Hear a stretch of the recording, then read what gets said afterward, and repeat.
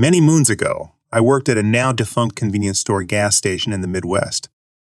I was initially a bit reluctant to take a job at a convenience store because it was just the sort of place that you always hear about getting robbed.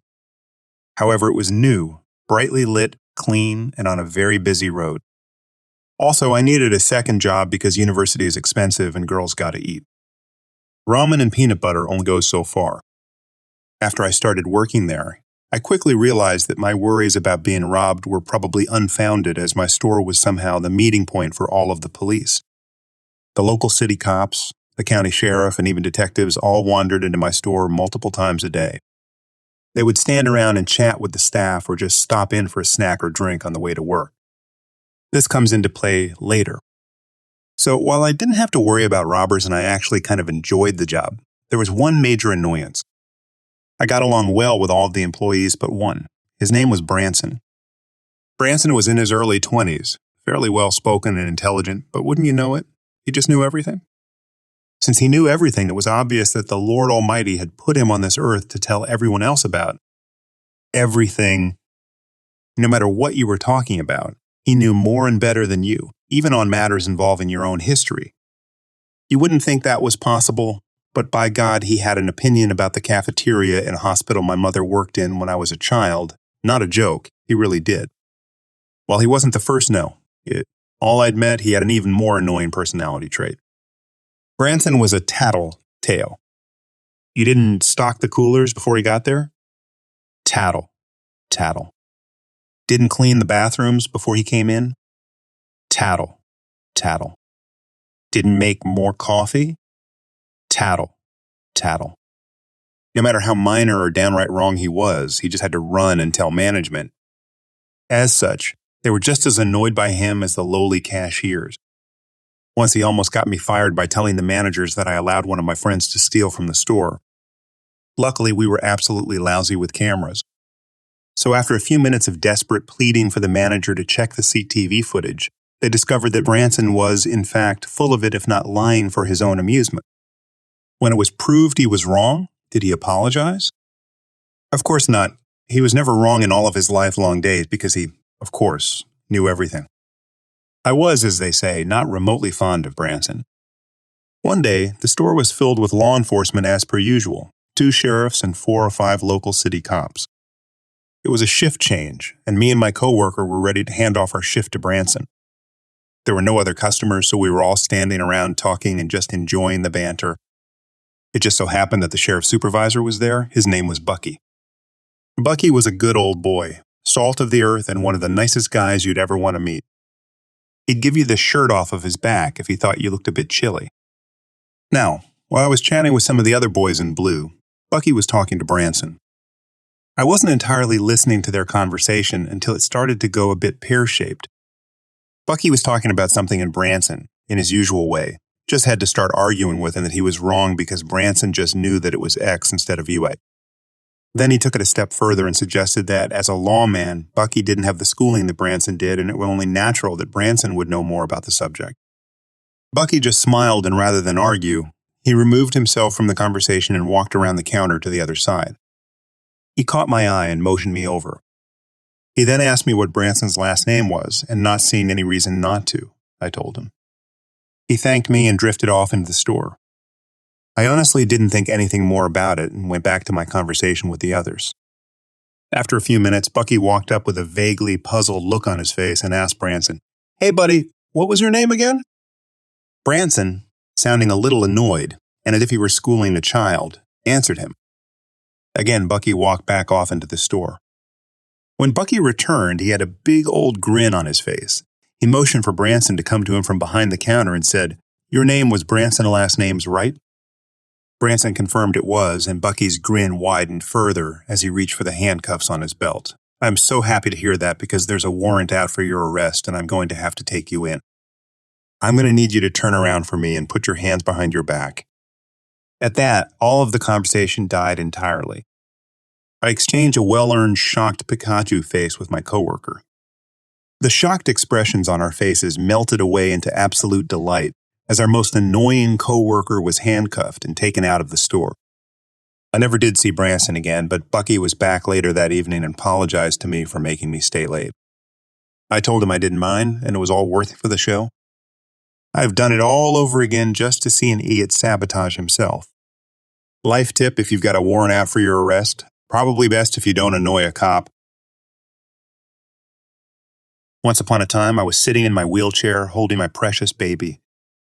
I was out running errands, enjoying the warm sunshine on my face. My daughter, who was just a few weeks old, was asleep in my arms, and I was relishing the moment, feeling grateful for her and for the love and support of my family and friends. But my peaceful day was interrupted by a woman named Karen. She approached me with a shopping bag in one hand and her own child in the other. She said, "Oh, what a cute baby. Can I hold it? Can I hold it?" Without waiting for my response, she snatched my baby out of my arm and handed it to her own child to hold. I was shocked and upset, my heart racing as I saw my child being taken away from me without any warning. I broke down and started to scream, tears streaming down my face as I reached out for my baby, but Karen didn't seem to care. Karen looked at me with disdain and replied, "Well, my child needs to learn how to hold a baby." But I'm not one to back down, especially when it comes to the safety and well-being of my child. I stood up for myself and said, "That may be true, but that doesn't give you the right to take my baby without my permission. And besides, your child isn't even interested in holding the baby. It's not a toy to be passed around." Just as I was speaking, my husband came running out of the store, having been alerted by some concerned shoppers who saw what was happening.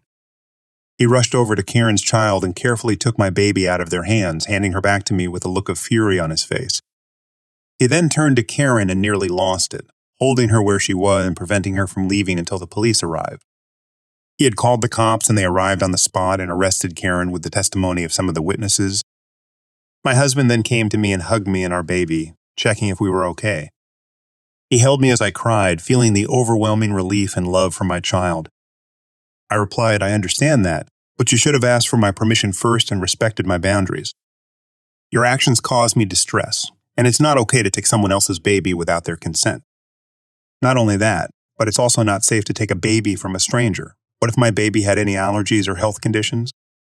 And also, it's not fair to assume that you can just take my baby because you want your child to learn how to hold a baby." I couldn't help but feel grateful for my husband's quick thinking and for the support of the people around us. I hope that Karen learned from this incident and that she will be more considerate of others in the future.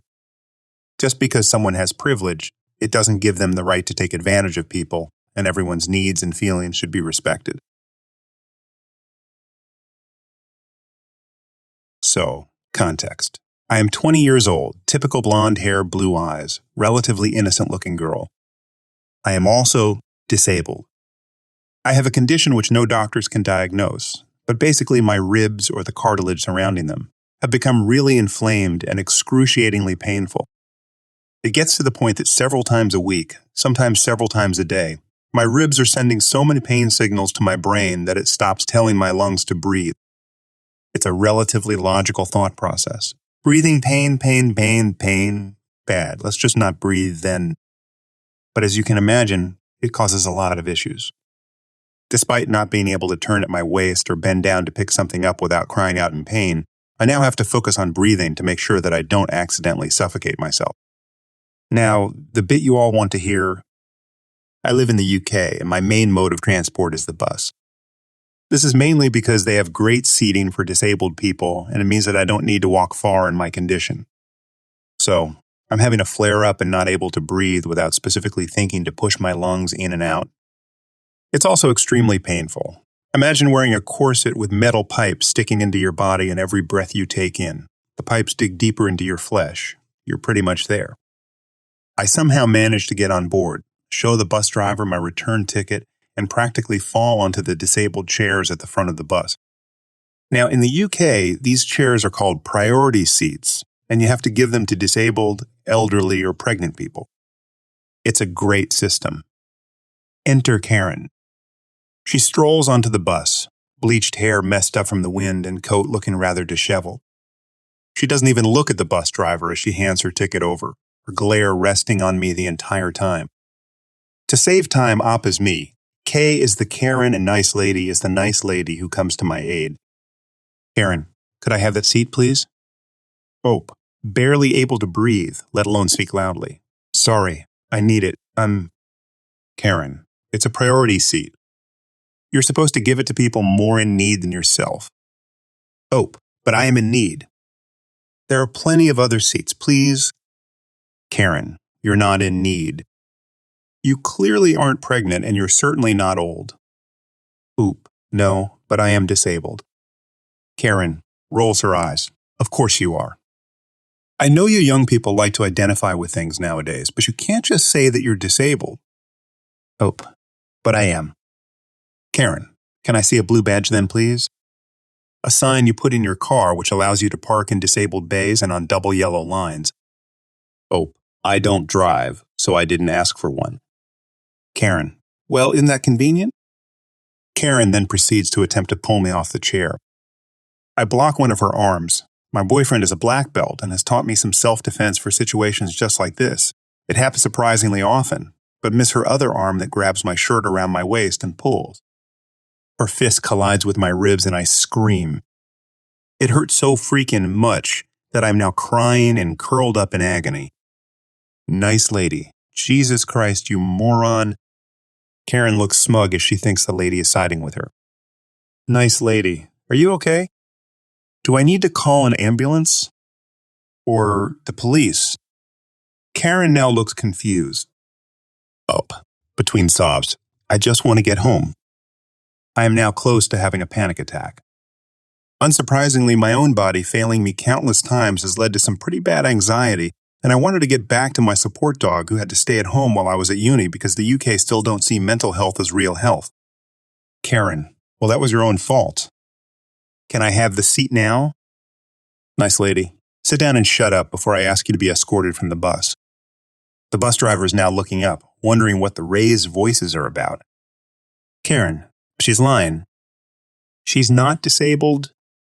Nice lady. Look at her. She's clearly disabled. Sit down before you embarrass yourself anymore. Karen, but she's too young to be disabled. She can't be disabled. Karen now looks slightly panicked as she realizes that the entire bus is tutting her. Oh, my stop is coming up. It wasn't, but I was too anxious to stay in that environment. Nice lady. Okay, sweetie, we'll get you to your stop. Nice lady then glares at Karen and points to a chair. I swear, if I hadn't been in so much pain, I would have been laughing so hard. Karen, now rather resembling a beetroot. Well, she didn't need to make so much of a fuss. Nice lady. You practically attacked her. As in pain and anxiety as I was, I did think that this was a bit of an exaggeration. You're lucky she doesn't want to sue you for harassment or something. Or physical abuse. I wish I could use you for sheer ignorance. Karen starts to open her mouth, but at this point the bus driver is about to get out of his chair to sort the situation out, and Karen's skinny little bottom meets a chair before you can say entitled people. Nice lady then persuades me to stay until my actual stop and chats to me on my way home, me still crying and just trying to breathe but smiling along to her stories. When I get home, I lie straight on the floor and give my dog so many cuddles while he gives me deep tea. So I'm a professional chef and I have been for a few years, and in Australia apprentice, chefs are trained in a sort of college where we learn about 150 recipes. Now, many of the recipes are provided to the students in bulky, finicky booklets that you wouldn't really want to take anywhere with you. So I started writing some of the recipes in a separate notebook, along with some other recipes I'd learned from coworkers or family members, and created a sort of pseudo-cookbook, and I would often bring this book into the kitchen. So I would remember ingredient quantities and cooking times, and eventually I would leave the book in the kitchen pretty much around the clock. What I soon found out was that some of the other chefs in the kitchen were using my cookbook to check official recipes for the restaurant we worked for. As typically the head chef would have to tell them, and this got annoying for everyone. And this restaurant was a part of a popular sports club in the local area, so consistency was extremely important to management, as such having a written record of the new recipes or changes to long-time recipes was very important. As it turned out, management had stopped making changes to the official club recipe book a few months before I even started, so my book became the de facto official recipe book. For a while, this was no issue to me, and I kept adding new recipes to it throughout the next few years. However, after my third year working there, I finished my studies and became fully qualified as a chef. So I suddenly became more expensive to keep on as a staff member, and as such, management started looking for any reason to replace me with a new apprentice. Eventually, they found someone to replace me and gave a half-ass reason for firing me, and told me to take all my things and leave as I could no longer offer what they were looking for. So I took everything I owned and left, including the notebook with all the club's recipes. For a few days, not a whole lot happened, but slowly the club's reviews started complaining about bland food, dry cakes, inconsistent classic recipes, and every other food-related thing you could think of. At one point, there was 50 negative reviews in a single day, which for our town was a massive amount of negative review one day.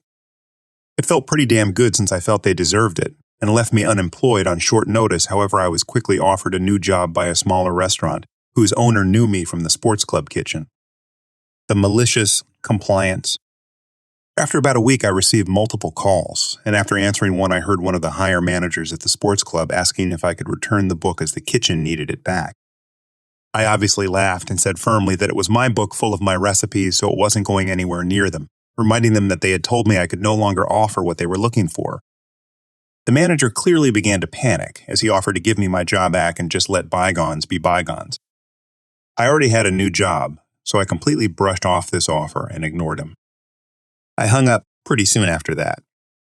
I started putting the recipes from my book on the new restaurant's menu, and it was beginning to attract a few regular customers of the sports club, so I quickly found myself with more and more responsibility and command within the kitchen to the point that about a third of the menu was from my book. Now, this slow trickle of sports club regulars picked up speed after about 3 months and led to several high-level managers from the club deciding to visit the restaurant I'd helped build, and virtually demanded I give them my cookbook, claiming it would be much more beneficial for the community if they had it. My head chef laughed in their faces and told them to piss off. It's been about 2 years, and my head chef and I have a very positive relationship, and the customer base we have at the restaurant is better than ever. We didn't take every customer from the big club, but it was enough damage to their profits to scare a few investors away and also lead to a decent bit of damage to one of the higher managers' reputations. Furthermore, the recipe issues and negative reviews lead to the majority of the kitchen quitting, and according to one of my old colleagues, they cited the lack of support and organization from upper management as the final reasons everyone was quitting, and this led to an even larger dip in the quality of the restaurant food. I also get paid significantly more at this restaurant than I was at the sports club. A few years back, I was working in a hotel. My job was the shuttle driver for airline crew, and I also had to load and unload their luggage. About 6 months into the job, my wrist started hurting from handling the loads of bricks that airline crews like to pack. I ended up having to file a workers' comp claim, but there was no one else to handle the luggage, so I struggled along for a while. I'd asked to be moved to a front desk position, but was offered laundry, which would not have been much easier on my wrist.